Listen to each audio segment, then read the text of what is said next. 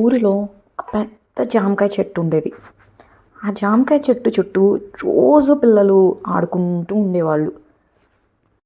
అక్కడికి రోజు ఒక బాబు వచ్చేవాడు. ఆ బాబు పేరు రాజు. రాజు అందరి పిల్లల్లాగా జామకాయ చెట్టు దగ్గరికి వెళ్ళి జామకాయలు కోసుకోవటము, కొట్టడం చేసేవాడు కాదు. రాజు రోజు వెళ్ళి జామకాయ చెట్టు దగ్గరికి నాకు ఒక జామకాయ ఇవ్వవా అని అడిగేవాడు. జామకాయ దానంతటికి అదే రాజు చేతిలోకి వచ్చి పడేది. రోజు ఇదే జరుగుతూ ఉండేది. మిగతా పిల్లలేమో వచ్చి జామకాయ చెట్టుని కొట్టటమో, రాళ్ళేసి కొట్టటమో, దాన్ని లాగటమో చేసేవాళ్ళు. కొన్ని రోజులు రాజు అక్కడికి రాడు. జామకాయ చెట్టు ఆలోచిస్తుంది, ఏంటి రాజు చాలా రోజుల నుంచి రావట్లేదు అని. అది ఒకరోజు అక్కడ ఆడుతున్న పిల్లల్లో ఒక పిల్లాడిని అడుగుతుంది, ఇక్కడ రాజు ఎందుకు రావట్లేదు అని. ఆ పిల్లాడు అటు ఇటు చూస్తాడు, కానీ ఎవరు మాట్లాడుతున్నారు అనేది పిల్లాడికి తెలీదు. పిల్లాడు భయపడతాడు, అసలు ఎక్కడి నుంచి వస్తుందో ఈ శబ్దం అని. ఆ బాబు వెళ్ళి ఊర్లో అందరికీ చెప్తాడు, అక్కడ శబ్దం వస్తుంది, అక్కడ దయ్యం ఉంది అని. అందరూ జనాలు ఆ చెట్టు దగ్గరికి వస్తారు, కానీ ఎవ్వరికీ ఏ శబ్దాలు రావు. అందరూ బాబు ఏదో భ్రమపడి ఉంటాడు అని అక్కడి నుంచి వెళ్ళిపోతారు. కొన్ని రోజులు అలాగే గడుస్తాయి. తర్వాత ఒకరోజు రాజు వస్తాడు. జామకాయ చెట్టు అడుగుతుంది రాజుని, ఏమైంది రాజు, నువ్వు ఎన్ని రోజులు ఎందుకు రాలేదు అని. రాజు కంగారేసి ఎవరు మాట్లాడుతున్నారా అని రాజు కూడా అటు ఇటు చూస్తాడు, కానీ అక్కడ ఎవ్వరు ఉండరు. రాజు భయపడుతూనే వెనక్కి వెళ్తాడు. అంతలోకి జామకాయ చెట్టు మళ్ళీ అంటది, ఇది నేనే, భయపడొద్దు.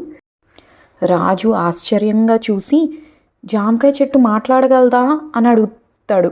అంటే జామకాయ చెట్టు, అవును, నేను ఒక మ్యాజికల్ జామకాయ చెట్టుని, నీకేం కావాలో చెప్పు, నేను నీ కోరికలన్నీ తీరుస్తాను అని అంటది.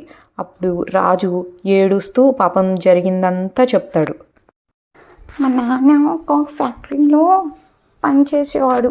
ఒక అతను మా నాన్న మీద అబద్ధపు నింద వేశాడని మా నాన్నని పనిలో నుంచి తీసేశారు.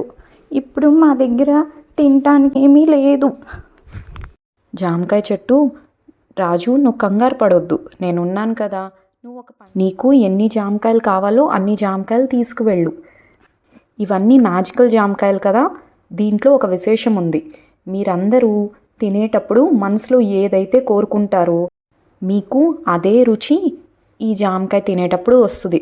సరే అని రాజు జామకాయలన్నీ తీసుకొని వాళ్ళ ఇంటికి వెళ్తాడు. వెళ్ళి వాళ్ళ అమ్మ నాన్నకిచ్చి తినమంటాడు. అందరూ తృప్తిగా తింటారు. అందరు ఏదైతే కోరుకుంటారో అదే రుచి జామకాయ తినంగానే వస్తుంది. అందరూ మనసులో ధన్యవాదాలు చెప్పుకుంటారు జామకాయ చెట్టుకి. మర్నాడు రాజు లేచి తొందరగా జామకాయ చెట్టు దగ్గరికి వెళ్తాడు. జామకాయ చెట్టుకి జరిగిందంతా చెప్పి చాలా సంతోషిస్తాడు. జామకాయ చెట్టు రాజుని చూసి చాలా సంతోషిస్తుంది. అది ఒక ఉపాయం చెప్తుంది, నువ్వు మీ నాన్నకి చెప్పు, నేను ఒక జామకాయ ఇస్తాను, దాన్ని తీసుకెళ్ళి ఎవరైతే అబద్ధపు నింద వేశారో వాళ్లతో తినిపించమను. అది తినంగానే అతను జరిగిందంతా నిజం చెప్తాడు. అంటే రాజు సరే అని ఆ జామకాయని తీసుకెళ్ళి వాళ్ళ నాన్నకి ఇస్తాడు. వాళ్ళ నాన్న జామకాయ చెట్టు చెప్పినట్టే ఆ జామకాయ తీసుకెళ్ళి అతనికి తినిపిస్తాడు. తినిపించగానే అతను ఆ యజమాని దగ్గరికి వెళ్ళి జరిగిందంతా నిజం ఒప్పుకుంటాడు. దాంతో రాజు వాళ్ళ నాన్నకి తన ఉద్యోగం అంతా మళ్ళీ వెనక్కి ఇచ్చేస్తారు. అందరూ ఇప్పుడు కుటుంబంలో చాలా సంతోషంగా ఉంటారు. అందరూ వెళ్ళిపోయి జామకాయ చెట్టుకి థ్యాంక్ యూ అని చెప్తారు. ఇంకప్పటి నుంచి రాజు ఇంకా జామకాయ చెట్టు బెస్ట్ ఫ్రెండ్స్ అయిపోతారు.